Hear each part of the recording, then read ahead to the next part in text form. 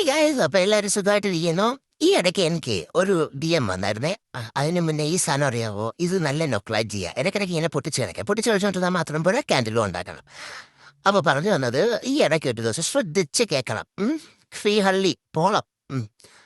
ഒരു പുള്ളിക്കാരി എന്നോട് ഒന്ന് ചോദിച്ചു, നിങ്ങൾ എവിടെ നിന്നാണ് വാക്സ് മേടിക്കുന്നത്, ജാറ് മേടിക്കുന്നത്, മോൾഡ് മേടിക്കുന്നത് എന്നൊക്കെ ചോദിച്ചു. അപ്പം ഞാൻ നല്ല മാന്യമായിട്ട് ഞാൻ പറഞ്ഞു, sorry ma'am, we don't disclose our vendors എന്ന്. ഇത്രേ എനിക്ക് ഓർമ്മയുള്ളൂ. പിന്നെ അങ്ങോട്ട് ഹു, നടന്ന കഥ.